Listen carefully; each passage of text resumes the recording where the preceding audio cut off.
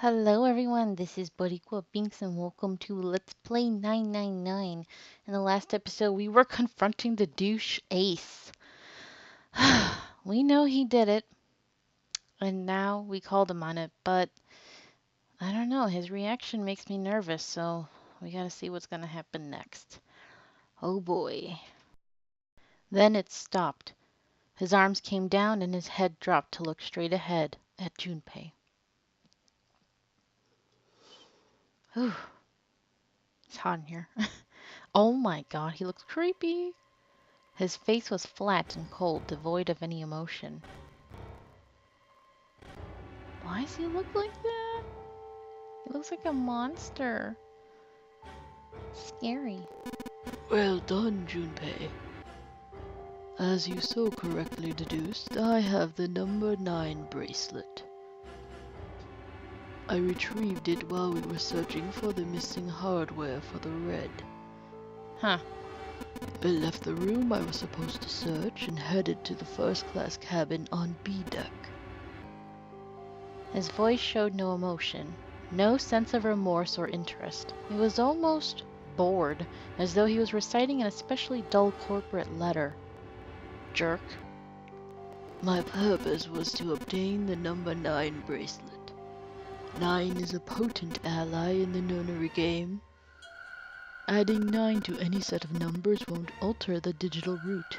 Really? I didn't know that. Okay. Interesting.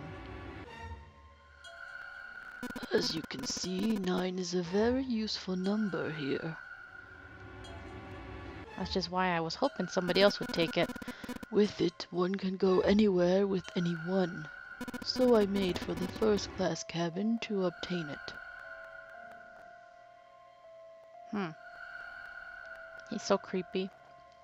Ace successfully acquired the number 9 bracelet. He also found an unexpected bonus, the knife the 9th man had been holding. Oh, so that's where you got it from. I was wondering. He slipped both of them into his chest pocket and left as quickly as he'd come. He walked down the stairs and headed back to where he was supposed to be. That was when he met Guy X and mistook him for Snake. Oh, Snake was on his way to the large hospital room and had not noticed Ace behind him. Ace made sure it stayed that way. Oh boy. We're still calling him Ace even though we know his name. He followed the man wearing Snake's clothes to door 3. When the man stopped, he walked up behind him quietly and called out, Snake. Ooh, he looks creepy. The man turned to look at Ace. He said nothing. No words came out of his half-open mouth. See, he clearly is not Snake, but Ace can't tell. He seemed dazed somehow, like a man half asleep. Perhaps he'd been drugged? It didn't matter to Ace. But who drugged him? Who is he? Ace was certain the man was Snake. He knew Snake had been a part of the nonary game 9 years before. How did he know that? Snake hadn't recognized Ace immediately, but he was blind. That much made sense. Why, then, hadn't Snake said anything to him? Surely he hadn't forgotten what had happened to him in the nonary game. But not once had he attempted to confront Ace. Seriously, I do want to know how he knew. Perhaps his lack of sight had prevented him from recognizing Ace. Or perhaps Snake had conspired with Zero to deceive Ace. Because I would think Snake would recognize his voice. In either event, he was a threat, and it was better to deal with him sooner rather than later. Ace's mind was made up. He moved. Honestly, saying Ace is easier than saying his name, so he held the number 9 bracelet over the red. He waved his own bracelet in front of the red and finally grabbed Snake's arm and shoved his hand against the scanner panel. The door opened. Uh-oh. Ace threw the man through it. What a brutal way to die. 9 seconds later, the door shut. I'm so glad it wasn't Ace, though. So glad. I mean, it wasn't Snake. 81 seconds passed. Yeesh. The man inside the door passed away. And nobody knew. That's so creepy. After that, I returned to my post as though nothing had happened. You are a psychopath to be able to do that. After conducting my own search, I returned to the large hospital room when the 1 a.m. bell rang. Ace's eyes were cold and his cheeks were hollow and pallid. You used to look handsome, now you look creepy. When he spoke, only his lips and tongue moved. The rest of his face was eerily still.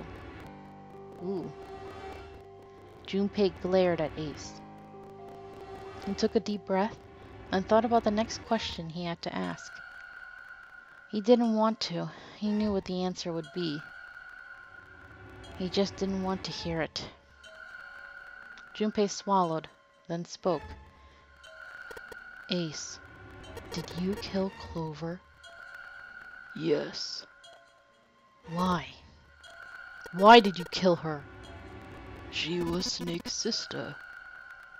It was possible he had told her something dangerous. All this time, dude? Really? Additionally, she had gone through door 1. It seemed likely she might have found it. Found what? Yeah, that's what I was wondering. Why don't you go through door 1 yourself? Perhaps it's hidden somewhere. What are you talking about? I went through door 1. Seven and Lotus interrupted. Yeah, but Lotus and I went through door 1 too. We didn't see anything suspicious. Yes, I thought as much after I heard your report at the central stairs. I doubt the two of you could find it. What are you talking about? Oh! I know, okay. But perhaps Clover was different. I have a suspicion, I should say. Perhaps she had found it. I was therefore desperate to find her. And at last I did, in the first-class cabin. I spoke very calmly. Did you see it? See what? Don't act as if you don't understand. You were in the captain's quarters, weren't you? Huh? What are you talking about? Poor girl. Very well. By the way, what are you doing here, Clover? What? Nothing. There's blood on your shoes. It looks fresh. Uh-oh. Did you go take a look at the 9th man's corpse? I see.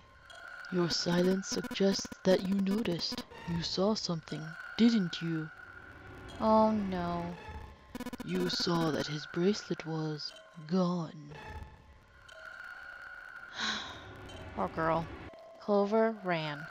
She made for the exit, but Ace stood in her way. You aren't going anywhere. He caught her by the collar as she passed and threw her to the floor, hard. She leapt back up and darted past him, into the hallway. Ace followed at a run. Why didn't she scream for help? He was faster. How did they get in there? Oh, God. I mean, yeah, she was kind of crazy and killed us and stuff in the other ending, but still, nobody deserves that. That was how I killed Clover. Man, his face hadn't changed. If he felt guilt or remorse or anything one might feel after taking the life of another human being, it didn't show. You son of a bitch. Yeah, I didn't even bother. Seven's whole body trembled with rage and his voice rumbled with hate. Santa's eyes were bloodthirsty and Lotus and June's faces were distorted by anger and hatred. Yep, let's all hate Ace. Ace looked at them and smiled. It was a cold, cruel thing with no humor in it. He shook his head and sighed. I admit it. I've lost. I've lost completely and utterly. But don't misunderstand, Junpei. I didn't lose to you. Oh, wow. Well, we did call you out, you know? Come on, give us some credit. I lost to Zero, not you. Well, whatever. Zero's a douche too. I'm rather disgusted with myself for falling into such a simple trap. And it was a trap, make no mistake. I was trapped and manipulated by Zero. Yep. Because how come the ninth man had a knife? The man I killed in the shower room, if he wasn't Snake, then I have no idea who he was. But he was wearing Snake's clothes, and that was no coincidence. Yeah, that's true. He had also been injected with something that reduced his cognition and prevented him from identifying himself or resisting me. And we can't forget the components that were removed from the red before we arrived. True. I have no doubt that Zero planned all of this. Zero made sure I would kill that man. And Clover? It follows, of course, that Zero knew everything I would do. Wow. Zero's kind of a genius. Evil genius, but still. That I would try to take the number 9 bracelet. That I would try to kill Snake. Everything. Suddenly, Junpei remembered the paper he'd found in the safe. He remembered the last words Zero had written on it. Which were, "I must punish them for the innocent lives they sacrificed. This is the only warning they will receive. That innocent souls might be saved, I now state the truth." Zero. And he remembered other words he'd heard from Clover. I think Zero is one of us. One by one, Junpei looked at the 5 people standing in front of him.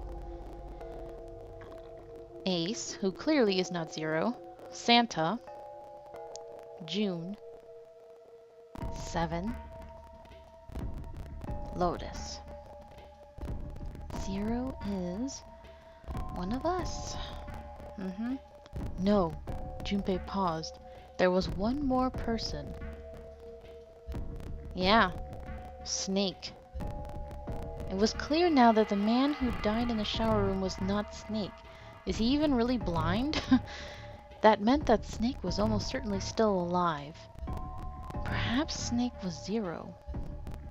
Perhaps Snake had made Guy X wear his clothes so that he would appear to be dead.